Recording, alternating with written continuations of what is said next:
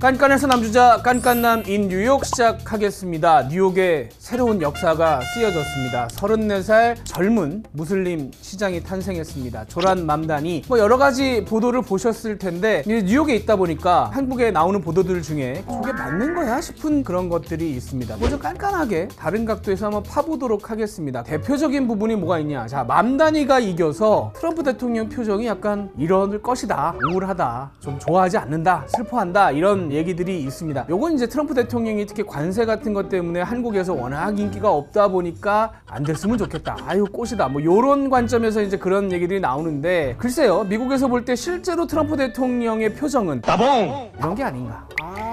뭐 잘 됐어요, 네, 뭐 좋아요, 약간 오히려 이런 쪽이 아닌가 생각이 듭니다. 맘다니 시장이 당선이 되면서 사실은 더 슬픈 쪽은 어디냐? 민주당입니다. 민주당 상징이 당락이죠. 눈물을 짓고 있습니다. 선거에서 진 거나 마찬가지예요. 이게 그냥 민주당보다는 민주당의 주류라고 하는, 민주당의 핵심에서 정치를 해오고 있는 사람들은 사실상 이번 선거에서 패배한 겁니다. 맘다니가 민주당 후보 아니었어?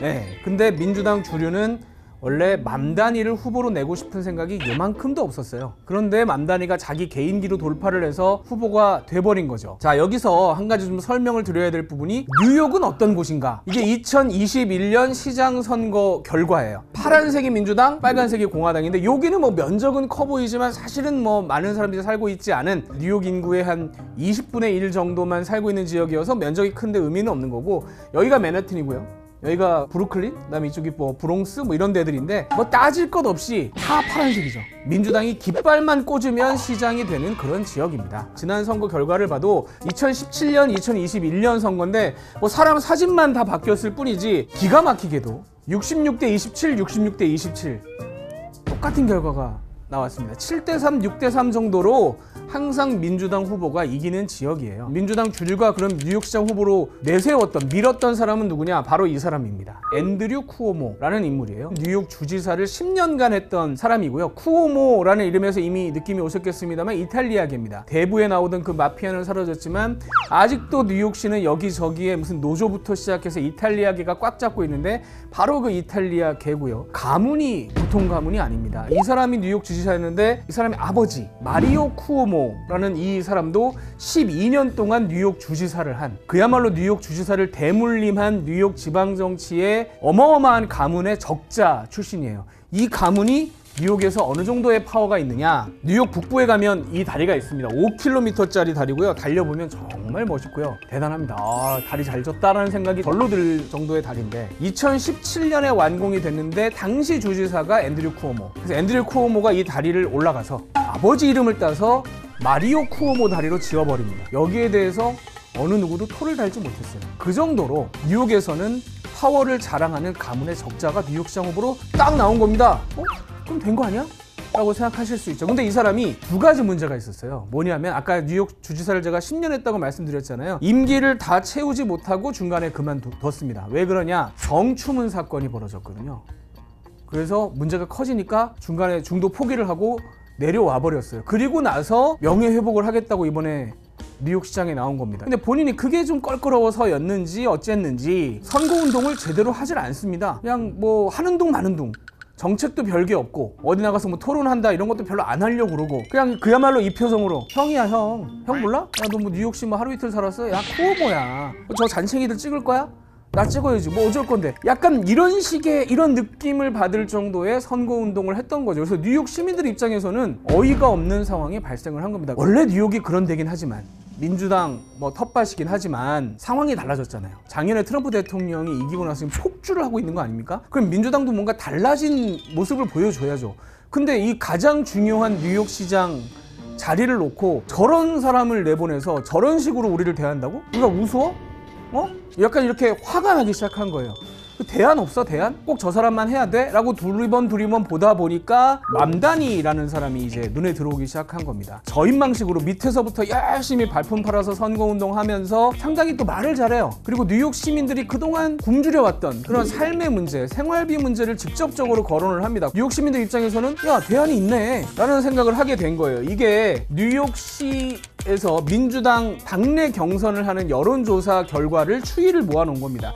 2월 달에 맘다니는 출마 선언을 한 뒤지만 쿠오모는 아직 나올까 말까 재던 시절이에요. 쿠오모는 33%의 지지율을 받고 있죠. 굉장히 높습니다. 근데 여기서 맘다니는 노란색인데 1%였습니다. 그야말로 저 사람이 누구야 하는 수준의 지지율을 받고 있다가 3월 달에 이제 출마한 직후에 여론조사를 했는데 맘다니가 10%까지 올라왔어요. 그리고 나서는 계속 치고 올라와서 22%, 32% 접전을 만든 다음에 6월 달에 경선에서 이걸 뒤집어버리는 드라마를 만들고 민주당 뉴욕시장 후보가 된 겁니다. 그냥 한마디로 민주당 주류는 한 방 제대로 맞은 거죠. 이쯤에서 그쳤어야 돼요, 사실은. 그런데 쿠오모가 승복을 하질 않습니다. 아, 내가 저런 한마디로 촌뜨기 경험도 없는 사람한테 졌다는 건 내가 인정할 수 없다고 생각해서 탈당을 해가지고 무소속 출마를 강행을 합니다. 당내 경선에 불복하고 나와버렸어요. 근데 더 황당한 것은 민주당 당내 후보가 정해졌는데 민주당의 주류가 맘다니 지원을 꺼립니다. 하질 않아요. 뒤로 이렇게 물러서갖고 쭈삣쭈삣하고 있고, 그리고 심지어 일부 주요 정치인 중에는 당적을 두고 있으면서도 쿠오모 지지를 선언하는 경우도 나왔습니다. 굉장히 아이러니한 상황이 발생을 했는데, 근데 문제는 뭐냐? 그러면 쿠오모도 정신을 차려야 될 거 아니에요. 이렇게까지 칼을 갈고 나왔으면 뭔가 다른 전략을 구사를 해야 되는데 쿠오모가 구사한 선거 전략은 단 하나였습니다. 맘다니는 안 된다, 맘다니는 위험하다, 맘다니는 경험이 없다, 이 공격만 계속 주구장창한 겁니다. 자기의 레퍼토리는 없이. I'm a Democrat like Mario Cuomo, like Bill Clinton, like Barack Obama, like John Kennedy. I think if the far left socialists were to win, I think long term it would be very detrimental to the future of the Democratic Party. This country is not the socialist country. The city is not a socialist city.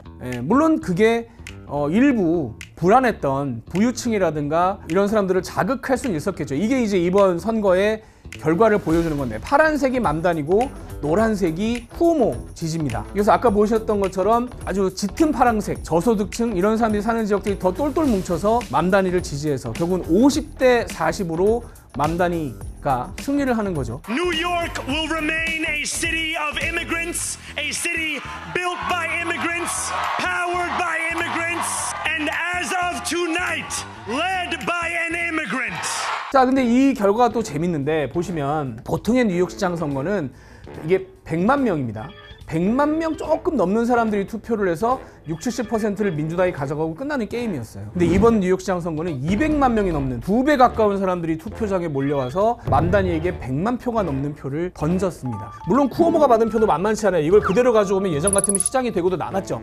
그런데 더 이상 민주당이 뉴욕에서 쿠오모를 앞세워서 하는 것들에 대해서 못마땅했던 수많은 사람들이 모여서 투표장에 나오지 않았던 사람들까지 모여서 이건 아니다라고 해서 맘다니를 찍었고, 그것이 결과적으로는 쿠오모와 민주당 주류에게는 아픈 패배가 됐습니다. 그리고 이번 선거의 두 번째 또 의미는 뭐가 있느냐? 20, 30대 젊은 층의 사상 첫 번째 정치적 승리입니다. 저희가 취재를 위해서 선거 당일 밤에 왓치 파티라고 하는 맘다니 지지자 행사를 갔었는데, 와, 정말 그 젊은 사람들의 눈빛, 열기가 대단했어요. 뭔가 열망과 갈망이 끌어오르는 듯한, 진심에서 막 환호가 나오고 눈물을 흘리고 이런 모습을 볼 수가 있었습니다. I want someone who is authentically for the working class, for the majority of people in this city. But Zohran Mamdani stayed true to himself and true to his electorate. Only by staying true to himself did he win. 출구조사 결과인데 29살까지 78%가 맘다니를 지지합니다. 거의 8대2 수준이고 44세 이하도 70% 가까이가 맘다니를 지지했어요. 65세 이상은 쿠오모 지지가 많죠. 근데 젊은 세대가 똘똘 뭉쳐서 맘다니를 찍어서 승리를 만들어낸 겁니다. 이게 무슨 의미가 있느냐? 미국은 본인이 가서 저는 투표를 하겠습니다, 유권자 등록을 해야만 투표를 할 수가 있습니다. 보통 그동안은 20, 30대들은 해봐야 뭐가 달라지겠어 라고 해서 등록을 하지 않고 가지 않는 게 보통이었는데, 이 사람들이 이번엔 가보자 라고 해서 나가서 투표를 던졌고 맘다니가 당선이 되는 쾌감을 처음으로 얻게 된 거예요. 이거는 뉴욕에서만 발생한 일이 아니라 미국 전역에서 젊은 층들에게는 상당히 좀 센세이셔널한 그런 반응을 일으키고 있습니다. 주류 민주당 입장에서는 맘다니의 승리가 자신들이 원했던 대로 뉴욕을 조정하지 못하는 것을 넘어서서 20, 30대 젊은 층의 그 끓어오르는 욕구, 이 표면 위로 올라온 욕구를 받아내야 하는 두 가지 숙제가 안겨진 거죠. 상당히 어려운 부분이 이제 남아 있는 겁니다. 자, 그런데 이 맘다니 시장 당선자가 내년 1월 1일에 이제 취임을 하게 되는데 두 가지 큰 난제가 걸려 있어요. 뭐냐면 첫 번째, 내부의 적이 있고 외부의 적이 있습니다. 이렇게 일을 하려고 할 때 누군가 칼을 들고 찾아오는데 이 사람이 낯이 익은 내부의 적일 수도 있습니다. 무슨 얘기냐? 민주당의 맘다니가 안 되길 바라는 사람들이 있죠. 40년, 50년 동안 뉴욕에서 정치를 한 쿠오모 가문의 지지자들이 많겠습니까? 이제 4년 정치를 한 맘다니의 지지자들이 많겠습니까? 그래서 유명한 짤이죠. 아침에 벌떡 일어나서 맘다니 망했죠? 라고 물어봤는데 아닌데 하는 순간 안돼 제발 하는 당내에서 안 되기를 기원하는 그런 세력이 존재하는 거고요. 안 되기를 바라는 것까지는 아닌데 안 될 거라고 생각하는 사람들이 또 있습니다. 제일 대표적으로 이 사람은 캐시 호컬이라는 뉴욕 시장 위에 있는 뉴욕 주지사예요. 이 사람에게 또 많은 권한이 주어져 있습니다. 그런데 선거 직후에 호컬 주지사가 뭐라고 얘기했느냐? 공짜교통 안 된다. 공짜교통은 주지사가 허락을 해줘야 됩니다. 예산권이 주지사한테 있어요. 그 다음에 무상보육도 안 된다. 왜냐하면 무료버스는 1년에 1조 원이 들어가고요. 무상보육은 21조 원이 들어가는데 이거 결국은 주지사인 내가 부담을 해야 될 거거든요. 시장이 광을 팔고 짐은 내가 지고 내가 왜? 나도 내년에 선거 나가야 되는데 너무 부담스러운데? 못하겠는데? 안 될 건데? 현실적으로도 어려운 부분이 있기 때문에 맘다니에게 태클을 건다기보다는 현실적으로 안 되는 거예요. 그렇기 때문에 상당히 또 많은 민주당 지지 세력 혹은 지지 언론들 입장에서는 맘다니가 실패할 가능성을 상당히 염두에 두고 있습니다. 뉴욕타임스가 뉴욕에서 대표적으로 진보 언론인데 선거 다음 날 이런 컬럼을 실었습니다. 맘다니의 승리는 당신이 생각하는 것보다 그렇게 큰 일이 아닐 수 있다. 바로 다음날 그냥 초를 쳐버려요. 제목이 뭐냐? 뉴욕의 다음 시장은 민주당원들을 구하지 못할 것이다. 기대하지 말라는 겁니다. 전국의 민주당을 구하기에는 맘다니의 정책은 아니다. 그러더니 며칠 뒤에는 아예 뭐라고 썼느냐? 맘다니는 민주당의 미래가 아니다라고 그냥 아예 제목에 박아서 컬럼을 써버려요. 언제든지 헤어질 결심을 지금 이미 하고 있는 겁니다. 시작도 하기 전에. 맘다니 입장에서는 도와줘야 되는 우군들이 일단 이런 태도를 가지고 있다는 거 상당히 부담스러운 일일 수밖에 없어요. 두 번째, 모두가 알고 있는 가장 중요한 또 요소가 있죠. 외부의 적. 이 사람입니다. 가만히 있을 리가 없습니다. 아까 제가 좋아한다고 말씀드렸죠? 공격 대상이 생겼는데요. 뉴욕 시장 선거와 함께 치러진 중요한 선거가 두 개가 더 있었어요. 뉴저지 주지사와 버지니아 주지사 선거가 있었는데 뉴욕 시장은 뭐 트럼프 대통령이 진 게 아니지만 이 두 가지 선거는 트럼프 대통령이 대패를 한 게 맞습니다. 자, 먼저 버지니아 주지사 선거를 보시죠. 2021년 선거 결과를 보시면 이긴 사람이 공화당이에요. 2% 가깝게 이겨서 주지사가 됐습니다. 그러면 이 주는 접전주라고 볼 수가 있는 거죠. 그런데 올해 결과를 보시면 15% 차이로 확 벌어져 버렸어요. 결과적으로 보면 공화당 표수가 조금 줄어든 반면 민주당 수가 확 늘어났습니다. 뉴저지 주지사 선거도 보시죠. 선거 막판까지 접전이라고 했었습니다. 붙었다. 누가 이길지 모른다. 그런데 결과를 까봤더니 역시 14% 차이가 나버렸습니다. 참고 있던 사람들까지 나와서 민주당을 찍었다는 얘기입니다. 트럼프 대통령 아까 이 사진 다시 이제 활용할 수 있는 상황이 왔습니다. 뉴욕 시장 선거는 기쁠지 몰라도 다른 주요 선거 결과를 보고 나면 이건 뭐지? 약간 이런 생각을 할 수밖에 없는 그런 상황이 발생하는 거죠. 다시 정치적으로 힘을 얻어야 되는데 맘다니만큼 좋은 공격 대상이 없습니다. 그래서 나온 게 맘다니를 공산주의자라고 공격을 하는 거죠. 그리고 내년 1월에 만약에 취임을 하고 나서 온갖 비틀거린다. 뭐 민주당도 안 도와주는 시장인데요. 한마디로 공격하기가 얼마나 쉽습니까? 우군 없는 시장, 젊은 시장 공격하기 너무 좋죠. 트럼프 대통령의 강공이 이어질 가능성이 있습니다. 자, 맘다니 입장에서는 내부의 적, 나에게 그렇게 우호적이지 않은 민주당 내의 세력들과 저 바깥에서 나를 매처럼 노려보고 있는 트럼프 대통령, 이 양쪽의 적을 상대해야 하는 상당히 어려운 정치 게임이 남아있다. 그래서 내년 1월에 취임을 하고 나면 결과적으로 자신의 가장 강력한 지지층인 20, 30대의 여론을 어떻게든 내 쪽으로 계속 가지고 와서 뭔가 나의 동력으로 삼으려는, 그게 단순히 뉴욕시뿐만이 아니라 우리가 하니까 되네 라는 승리의 맛을 본 20, 30대들의 아이콘으로만 떠오를 수 있다면 단순히 뉴욕뿐만 아니라 미국 정치 전반에 있어서 상당히 큰 영향력을 행사할 수 있고 본인이 원하는 정치적 목적을 달성할 수 있는 그런 기반을 만들 수가 있을 겁니다. 거기에 아마 집중을 할 걸로 예상이 됩니다. 그런데 반대로 이렇게 새로운 희망을 품고 지지를 던졌던 사람들의 기대에 미치지 못한다면, 뭐 무료 버스라든가 무료 보육이라든가 월세 동결이라든가 이런 큰 아젠다를 제시했는데 거기에 걸맞는 성과를 내지 못한다면 실망도 빠를 거예요. 상당히 위험한 게임을 초반에 진행을 해야 될 겁니다. 두 번째, 민주당을 이번 선거로 반으로 갈렸습니다. 하던 대로 하던 주류의 민주당과 아까 보여드린 젊은 세대를 중심으로 하는 이대로 가서 중간선거나 대선 이길 수 있겠냐라는 불만을 가진 사람들이 이미 반으로 갈라졌어요. 과연 이걸 붙일 수 있겠느냐, 어떤 방법으로 어떤 인물이 나서서 떨어져 나간 민주당을 단합시킬 수 있겠느냐, 잘 단합시키는 사람이 다음 대선 후보가 될 수 있을 거고요. 이게 이대로 간다면 내년 선거 장담 못합니다. 3년 뒤 대선 장담 못해요. 뭘 믿고 찍어주겠습니까? 쉽지 않은 상황이에요. 세 번째, 공화당 입장에서는 트럼프 머리죠. 과연 트럼프 대통령을 믿고 내년 중간선거와 3년 뒤 대선까지 갈 수 있겠느냐 봐야죠.